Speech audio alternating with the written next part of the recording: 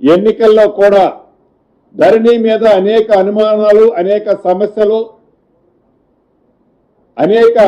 ఇబ్బందులు భూములున్న ఆసాములు పడ్డ సందర్భంలో ఆనాటి పిసిసి అధ్యక్షులుగా ఈనాటి గౌరవ ముఖ్యమంత్రి రేవంత్ రెడ్డి గారు కానీ,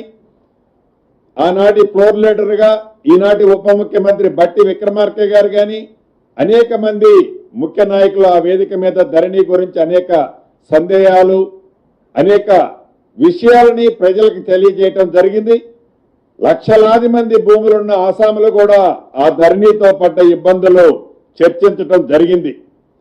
తదుపరి ఈ రాష్ట్ర ప్రభుత్వం గౌరవ ముఖ్యమంత్రి రేవంత్ రెడ్డి గారి నాయకత్వంలో ఏర్పడిన తర్వాత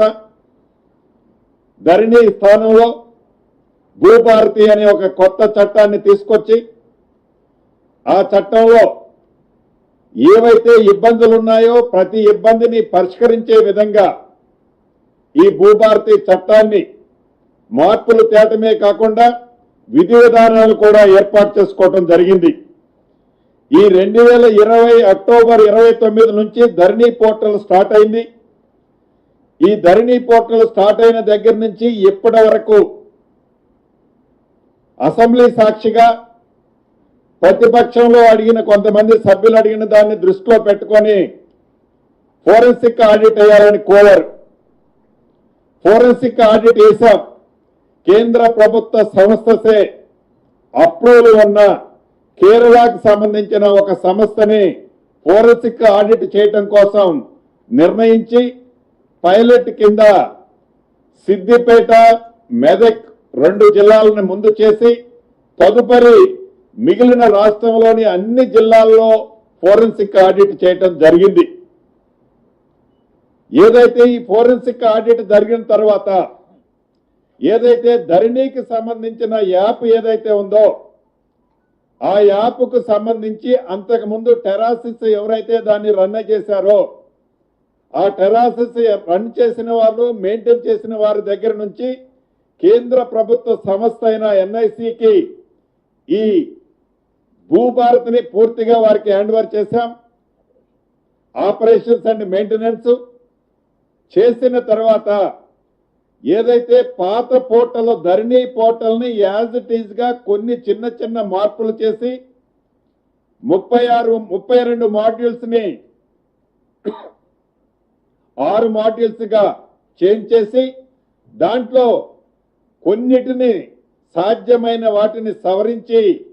ఈ ఎన్ఐసికి హ్యాండ్ ఓవర్ చేశారు. తదుపరి ఎన్ఐసి రన్ చేయడం జరిగింది. ఈ రన్ చేసిన సందర్భంలో ఏదైతే ఈ ఫోరెన్సిక్ ఆడిట్ కానీ మిగతా సంస్థలు ఏవైతే ఇచ్చిన రిపోర్ట్ల ఆధారంగా తప్పకుండా ఎప్పుడైతే ధరణి ఏర్పడిందో ధరణి ఏర్పడి ఆ పోర్టల్కి సంబంధించిన టెండర్ దగ్గర నుంచి ఎప్పటి భూభారతి వరకు పూర్తి విచారణ చేయటం కోసం స్పెషల్ ఎంక్వైరీ టీమ్ ఎస్ఈటిని స్పెషల్ ఎంక్వైరీ టీమ్ ఎస్ఈటిని ఏర్పాటు చేయాలని రాష్ట్ర కేబినెట్ ఆమోదం తెలపడం జరిగింది. దీని ప్రధాన ఉద్దేశం